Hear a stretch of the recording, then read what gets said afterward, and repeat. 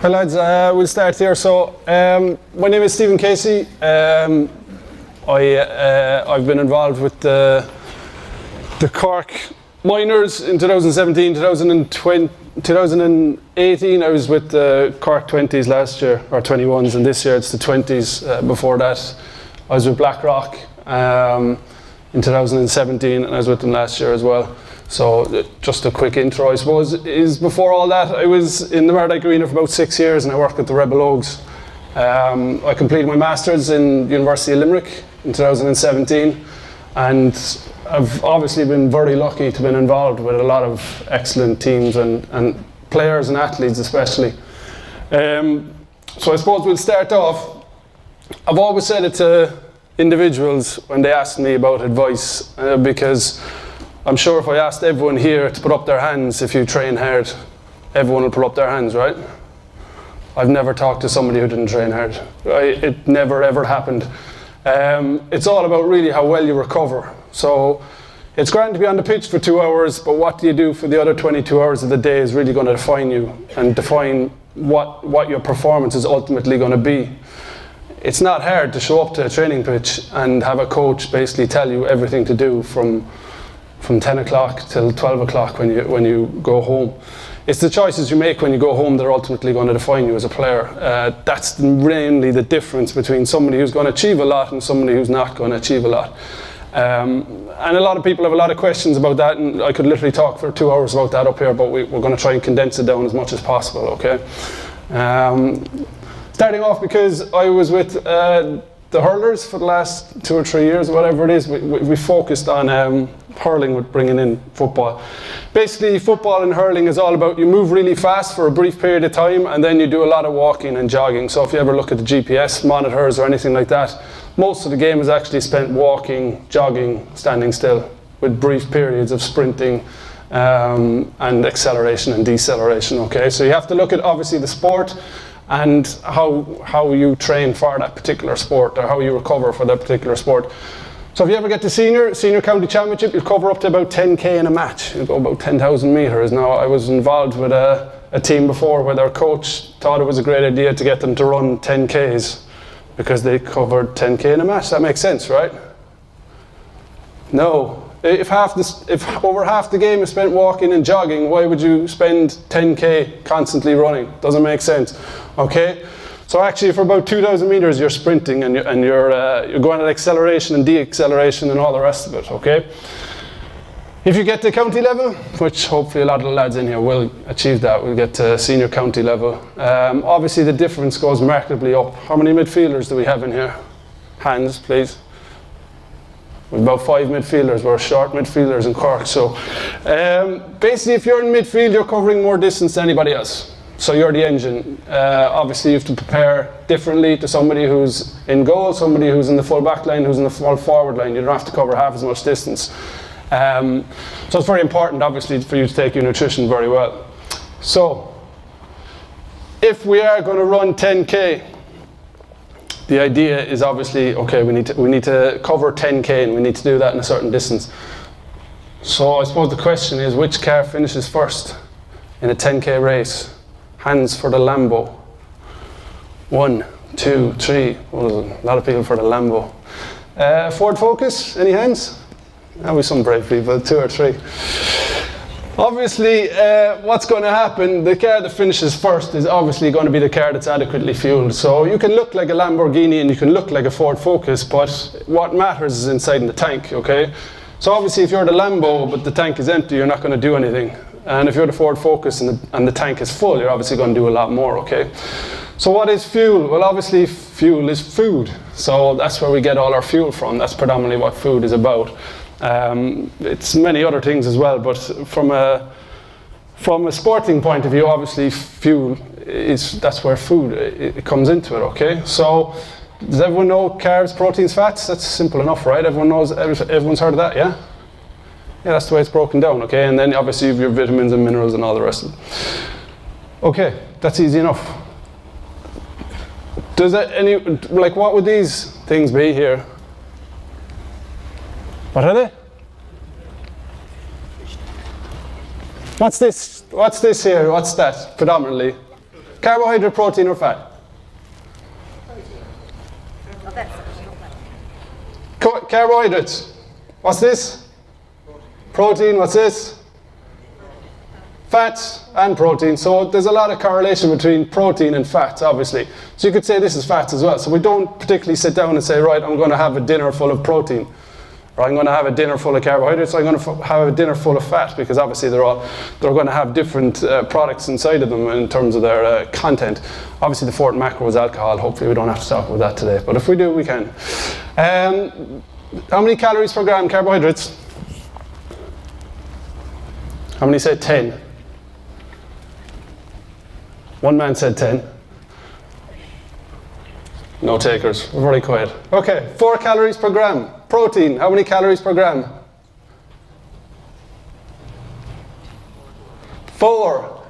9 for fat and 7 for alcohol. So, do calories matter if you want to fuel performance? Yes, calories matter if you want to fuel performance. So where do we get most of our performance predictors from, or fuel from, is obviously going to be carbohydrates, okay? That's where you're told, right, if you're going to be an elite athlete, if you're going to be an endurance athlete, you need to have a diet that's high in carbohydrates, correct? Yeah, so what is a carbohydrate source? That's why I said, I want you to eat more carbohydrates. What are you straight away going to think about eating? Pasta? Yeah, correct. Pasta, fruit and veg, but obviously you've got other carbohydrates. You've got these things, and basically what's the difference between eating these and eating that? What is it? Sugar, yeah, but sugar is a carbohydrate, so I mean ultimately you're still going to get sugar in both. This is just fructose and glucose, and this is sucrose, but that doesn't matter right now. But so ideally, yeah, if you have too much of this, is that a bad thing? Yeah. If you have too much of that, is that a bad thing? Yeah? Yeah? We're going to go with yeah? Yeah, obviously, because obviously if you have loads of these things, you're still going to put on a lot of weight in terms of putting on body fat. So you could eat 2,000 calories worth of these and 2,000 calories worth of these, and you're still going to put on the same amount of body fat. It's very hard to eat 2,000 calories of these though, and why is that?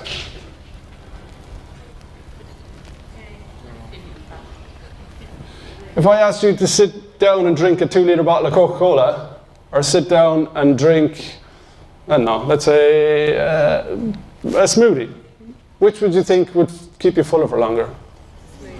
The smoothie, because predominantly there's more fibre in this, and fibre is crucial for regulation and for everything else as well, okay? So there's very little fibre in these products. Even though they're all carbohydrate sources, there's very little fibre in either of these.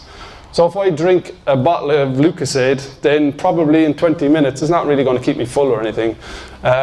Whereas if we have foods that are high in fibre, we don't feel the need to eat again later on, okay? So that's why we point to these things.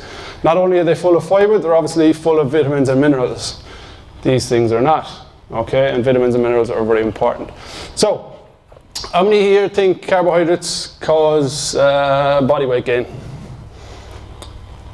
So if you wanted to lose body fat, how many people here think if they cook carbohydrates they'll lose body fat? 1 man? 2? 4? 5? Any advance on 5? 7? 8? Right, so we just briefly pointed on this, okay? So this is basically a study done. I don't know, maybe I've gone too technical with it. But basically this study, calories are the exact same. Carbohydrates do not cause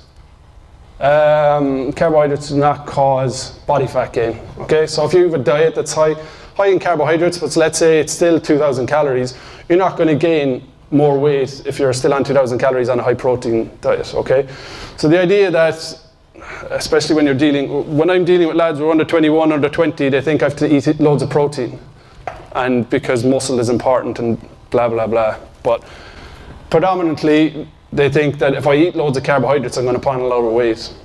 That's not necessarily true, because you need to fuel performance. So if you're very active, if you're training, how many people here train 3 times a week?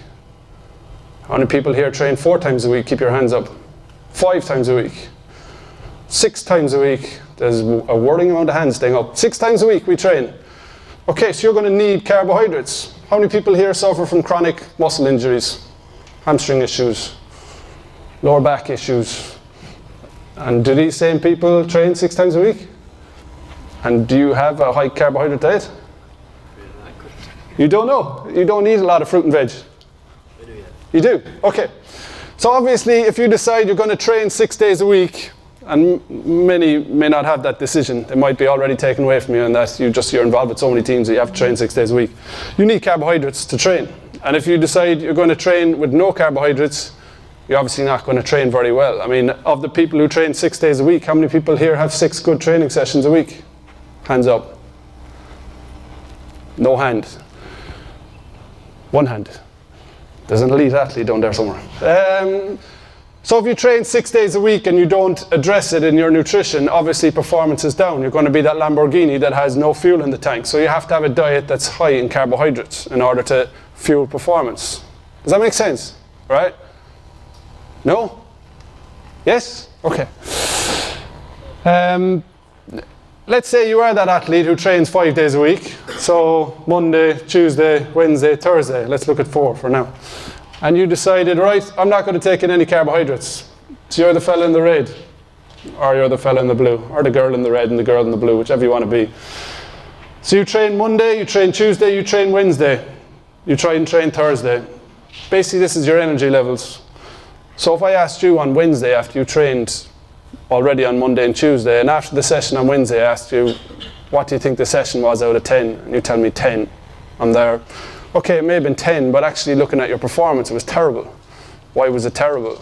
You say, well, I trained Monday and I trained Tuesday and I haven't eaten much and I haven't slept very well. You're like, okay, well that's not a good thing, okay? You've got to address that in your carbohydrate intake, and if you decide that, no, I don't want to put on any body fat, so I'm not going to have any carbohydrates in my diet, or I'm going to have very little carbohydrates in my diet, then obviously that's going to affect performance, okay? And obviously in a longer scale, you're going to affect chronic injuries and stuff like that. Your body's going to break down. If you're at the age of 14, 15, 16 and you're suffering with chronic injuries, there's a very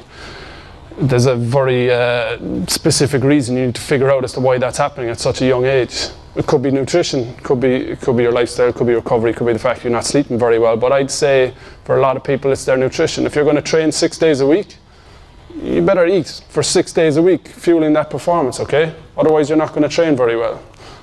A lot of the lads, when I got involved with the Rebel Oaks, which was probably 4 or 5 years ago now, so a lot of them are with the 21 squads at the moment, and the 20 squads and the minor squads, a lot of lads disappeared. They just couldn't keep it up. They broke down with injuries. I met one particular fella in the Munster final last year. He came onto the pitch and asked him, oh geez, I haven't seen you in a while, how are you getting on? He goes, oh, my injury, Steve, I just couldn't keep up with it anymore. Okay, but there's an obligation that you have to fuel for performance. You can't train 6 days a week. There's Olympic athletes that don't train 6 days a week, so you have to fuel performance. Okay, so if you decide you want to train 6 days a week, that's fine.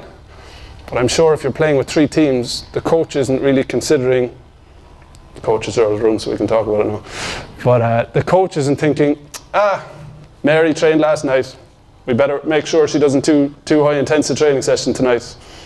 They're definitely not thinking that. They're there, I don't care what Mary did last night, she's doing all the runs today, and we'll see what happens afterwards. Okay?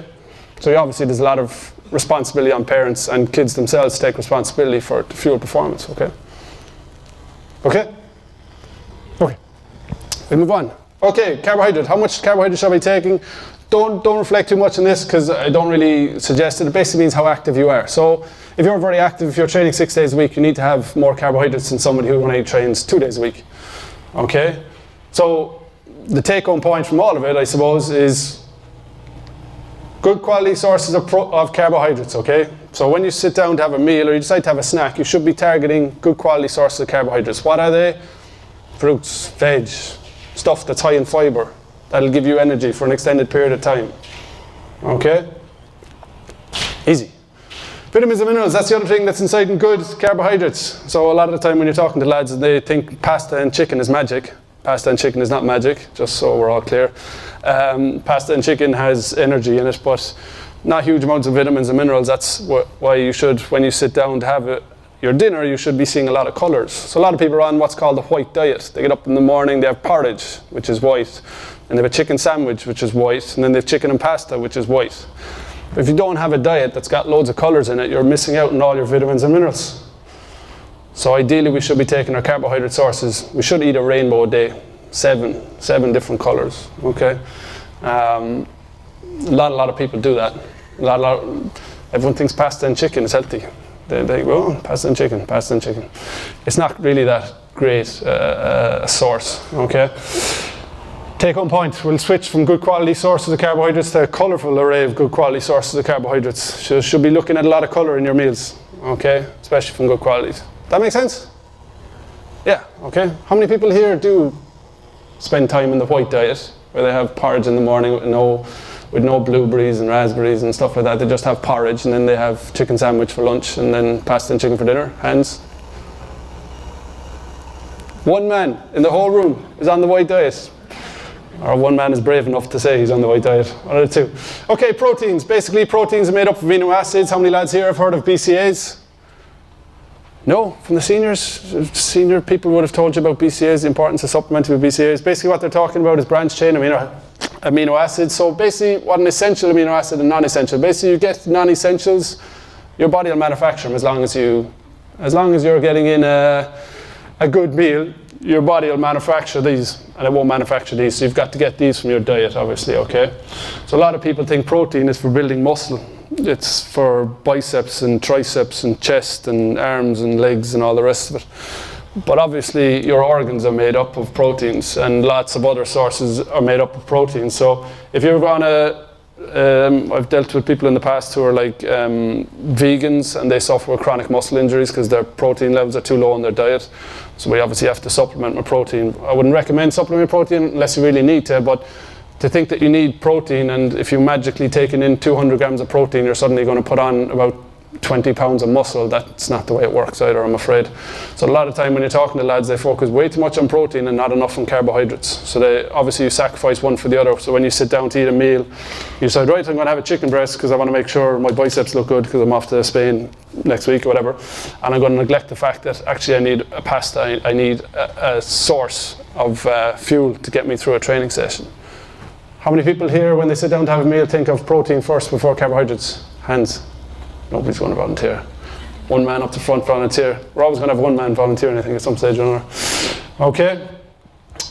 So take, I suppose, protein sources. Well, we got loads of protein sources. You got chicken, eggs, dairy, nuts, seeds, and obviously the supplement side of things, which I'm not really going to cover today unless I have time.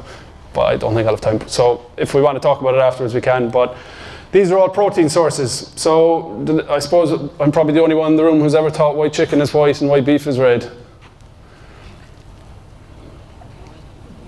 Unless somebody else knows in here. Why is chicken white and why is beef red? If we have time at the end, we'll talk about it. Protein recommendations. Recommendations are basically based, what's your activity? What do you want to do? I want to put on muscle, okay? You're going to need more protein than somebody else. I just want to be very good at hurling or very good at football, right? You're going to need a bit less protein. Okay, I just want a normal lifestyle. I'm not really very active. I like to be active. Okay, well, you probably need less protein. If you take in more protein than somebody else, unless you're actually doing the work in the gym and out on the pitch, nothing's going to happen really. People think if they pop protein shakes and stuff like that they're magically going to put on this huge amount of muscle. Not really. The body doesn't really work that way unless you're asking it to. So you got to go training. You got to justify the protein intake, okay? So take home point number 2. Every meal should consist of a good quality lean protein source. So when you're looking at your meal, you should see loads of colours and you should see a meat source. You should see, or at the very least, a protein source like dairy or, let's say, nuts or seeds or something like that, okay? Does that make sense? Is there any questions before we kind of move on? No questions? No questions. Okay. Fats. What's the difference between the left picture and the right picture, I wonder? They're both fats. What's happening? Added fats Yeah, these are cooked in kind of vegetable oils and things like that increase their fat levels. So again, with fats you have essential and non-essential. That's why we have same with protein, you have essential and non-essential. So essential means you have to get in your omega-3s and 6s. We've all probably heard of them. If you get in enough omega-3s and 6s, you don't need to supplement with omega-9s, which are the other fat source that you don't probably hear about. But you get your omega-3s and 6s from nuts, seeds, fish, oil, eggs, etc., etc. Okay. Any questions on that? I'm kind of rushing because I want loads of questions afterwards, but I don't think people are going to ask me questions as usual. Okay, take home point number 3, healthy fats. So when we're looking at our dinner, we want to see colours, carbohydrates. We want to see a quality lean protein source, and we also want to see healthy fats. Okay, does that make sense? No? Yeah? Okay. What's the most important thing I can do as an athlete besides nutrition? Sleep. It says it up the top there. It's easy enough to read. When you're talking to athletes, how many of them actually sleep adequately? Very little. Very little. So when you're talking to somebody, they generally sleep. They're in bed for about 7 hours, but they sleep about 5 because they bring their phones and they bring their tablets and they bring all these things with them. And obviously don't get enough quality sleep. Sleep is one of the most important things you can do if you want to recover well. When you're asleep, that's when you're going to recover. That's when the body is going to take time to say, yeah, I'm going to repair all these damaged muscle tissues and stuff from training. And obviously if you don't sleep, that's not going to be very good. So Steve talked about, he did shift work with Cork as well. Like, it's very hard to keep going like that. Very hard to do a 12-hour shift on very little sleep, then go training. Obviously you'll have increased injury risk and things like that, okay? So sleep is very important. So what would I say to you? Basically don't bring the mobile phone to bed. Don't bring the tablet to bed. Don't bring the laptop to bed. Don't have a television in your bedroom, because you're not going to get sleep. And if you're not going to get sleep, you're not going to perform well out there, okay? So sleep is so important, and you talk to people and yes, they think they get their 7 hours, their 8 hours, but they don't, because obviously what they actually get is just, they have the phone on them for about 2 hours, they go to sleep, they wake up, first thing they do then when they've broken their sleep pattern is they check their phone. Did I get a message there in the middle of the night that could be an emergency, which it obviously wouldn't be at the middle of the night really. Okay, so I would say to everyone here, if you're serious about being an athlete, if you're serious about going as far as you want to go, then I would take your sleep very seriously. Okay? How many people here sleep 7 hours a night? And how many people are in bed for 7 hours a night? How many people are in bed here for 8 hours a night? 8 hours? And would you say you get your 7 hours sleep? Yeah? Okay. Batman trained himself to sleep for 3 hours using the Uberman method. I gave this presentation to a team before, and one of the athletes came up afterwards and asked me to teach them the Uberman method. I was there, it doesn't exist. He doesn't exist, he's a fictional character. Okay, so obviously you're not Batman. Okay, so you need to sleep. What difference does it make to performance? Well, they looked at a basketball team in America and they said, I want you to sleep 9 hours a night. I said, okay, we'll sleep 9 hours. Their points total went up by 10% and their sprint times went down by 1 second. That is a huge, huge margin. If you want to get better as a player, obviously if you're looking at football and hurling, if you can get your points total up by 10% and decrease your sprint time by 1 second, you'd probably say, right, I'll do that. On the other side of things, the following week they said, right, now what we're going to do is decrease your sleep time by 7 hours. So, or not by 7 hours, but below 7 hours. So I only want you to sleep for about 6 hours a night. Okay? I said, okay. All these totals went down, all the sprint times went up, and cognitive performance, alertness, reaction time, decision making all went down. Now the funny thing is, if you're talking to an athlete and you told them there was a supplement that did this, they'd be running out the door before you finish the sentence off to the supplement store to buy it. But if you actually ask the athlete, just sleep, they'd say, oh, I can't sleep. I can't sleep, I have to do all these things. You say, look, if you want to improve, the simplest things you can do, nutrition and sleep, okay? Obviously these are huge qualities to have in the fastest field sport in the world, and obviously huge qualities as well in football, okay? Cognitive performance, alertness, reaction time, decision making. Okay. Take home point. Sleep for a minimum of 8 hours a night. Proper sleep. Not in bed for 8 hours, okay? We'll briefly cover on this. Might be coffee time. Has anyone seen this before? How do you check your hydration levels? Yeah, simple enough. I mean, if you have basically a urine colour test. So obviously the darker urine, the more dehydrated you are. So that's just a simple test everyone can do. I very rarely talk to athletes who are dehydrated, to be honest. Everyone seems to drink water and things like that. So I wouldn't be too worried about that particular thing. But the obviously take home point would be drink 2 to 3 litres of water a day, depending on activity. Obviously if you've played in conditions out there where the sun was beating down and you sweated a lot for an hour and a half, you're going to need more water than if you're out there in freezing cold and you're only out there for an hour, okay? If you're thirsty, you need to drink, okay? And every other time you should just be sipping on bottles of water, such as the ones provided here on the table. Some people do. Okay, so performing at optimum. If you're dehydrated, performance goes down by 45%. So if you don't drink enough water, these percentages are huge. 45% dehydrated, performance down. Carb depleted, you didn't take in enough carbs, performance goes down 37%. Sleep deprived, 10% down. Obviously you've got this left in the tank. What's normally the next question I get asked? What do I think about supplements? Everyone's mad to go out to the shop and buy supplements, but nobody's mad to just sleep. Nobody's mad to just take in a good source of carbohydrates. Nobody's mad to just drink enough water a day. We're not really covering supplements today, unless people have questions about it afterwards. But when you think about supplements, they cover about, I don't know, they might give you a 5% jump in performance, but if your performance is at 50%, what difference does 55 make to you?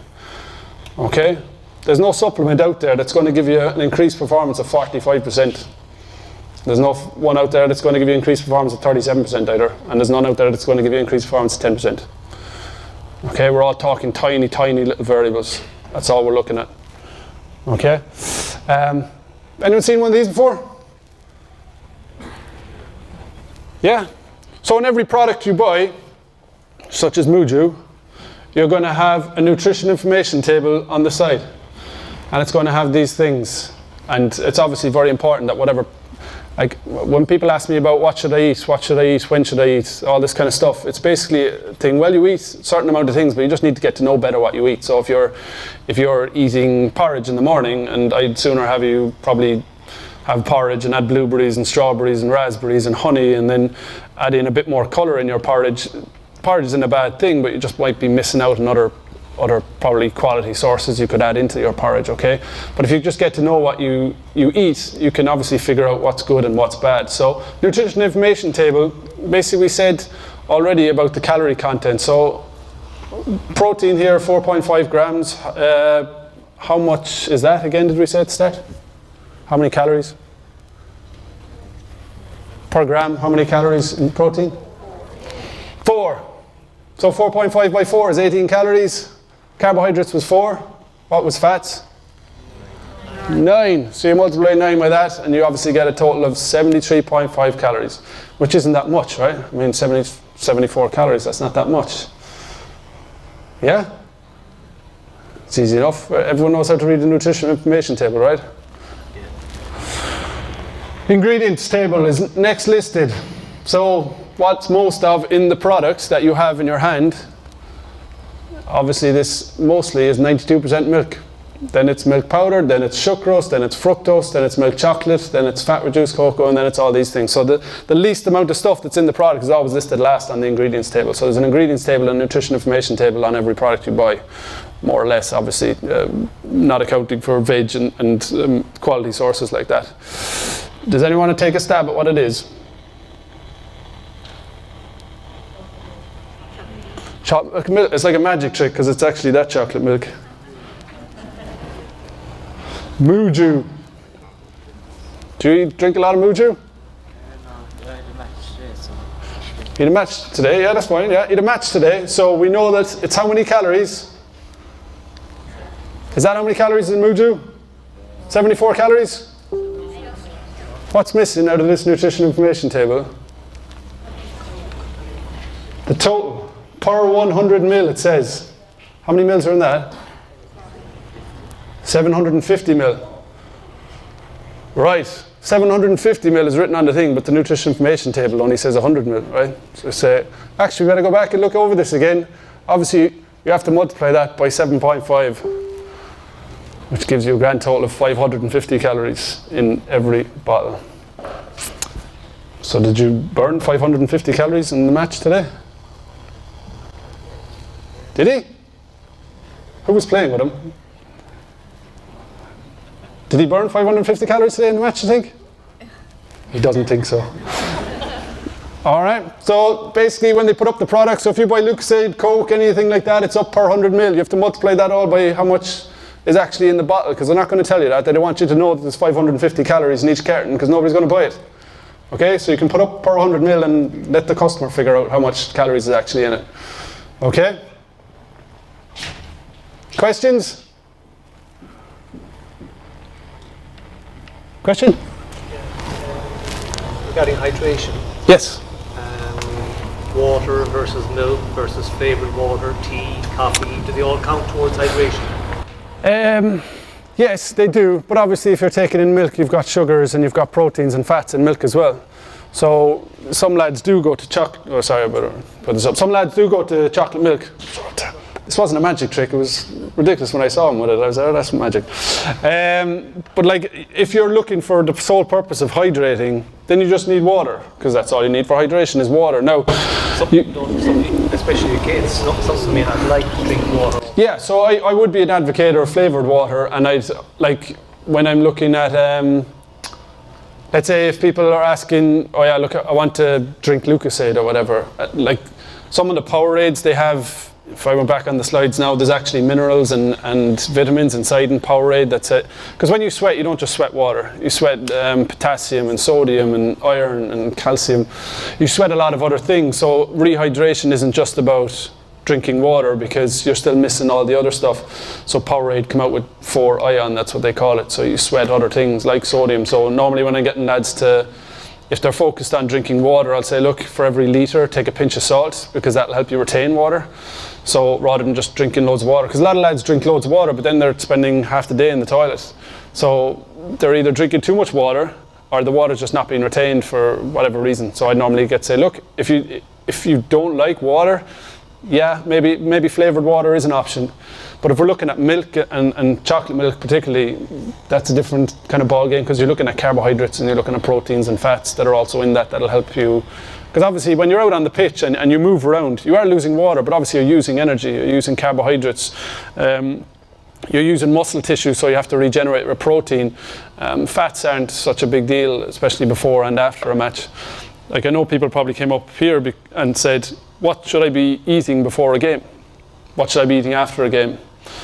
My answer to that is, if you didn't start worrying about the game on Monday, there's no meal in the world going to help you on Saturday or Sunday.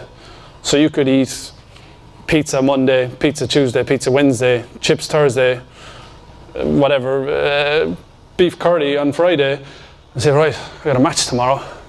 Right, I'll eat porridge in the morning, and then I'll have pasta and chicken. But you've missed the whole point. If you're so dependent on your pre-match meal and post-match meal, you obviously got a very poor diet straight away. So a lot of lads think they can make up for a poor diet just before the game. 3 hours before the game is generally when we have our pre-match meals with the lads.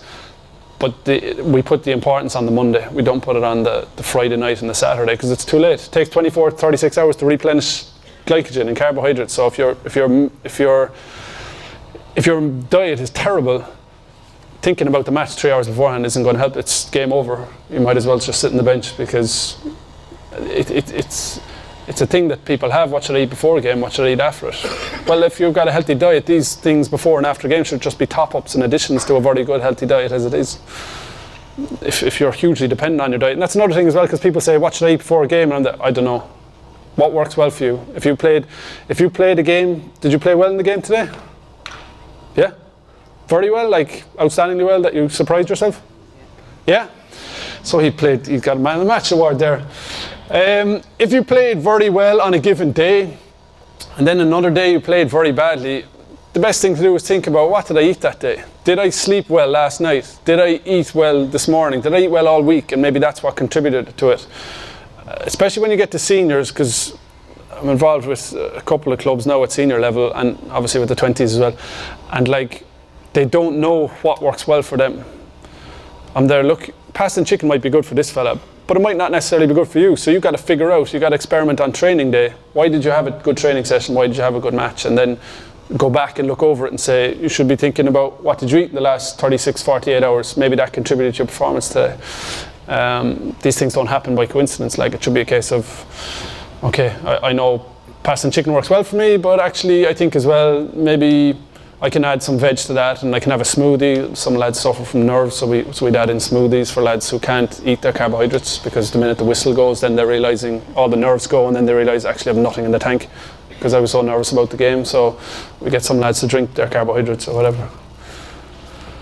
Is there any other questions?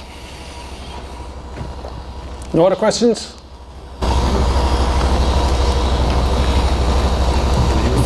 About 10 times more about bringing the phone up to the bed.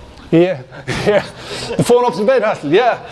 Say 10 more times. Yeah, don't bring the phone up to bed. We can talk about sleep and about melatonin and stuff like that. And there's all these apps now, and you get watches that'll tell you, oh, this is how well you slept and stuff. Well, I have 2 kids at home. One's 1 and one is 3. And I haven't slept in about 4 years. And when I go away for the weekend, the difference when you sleep is just so, it's like, I don't know, it's night and day. When you get a good night's sleep and a proper night's sleep, your performance just goes through the roof. And that should be a huge take-home point, because as I always say to people, control the controllables. Like, can you go to bed without the phone? Yes. Okay, we'll just go to bed without the phone, so, and go to sleep for 7 hours, 8 hours. Get up in the morning, all those messages and Instagram posts and all the rest of it are still going to be there. If there's really an emergency, somebody's going to break down the door or something, they'll get to you if there's really an emergency. But this idea that I go to bed for 10 hours but I only sleep for 7 is just, it just contributes to huge amounts of injuries, and obviously injuries are going to bring their own issues in terms of time out of the game and conditioning and stuff like that. But sleep is such a huge thing. That was one of the things that I wanted to emphasize, because I was given a blank canvas into what I wanted to talk about, but I said sleep and nutrition and hydration, obviously.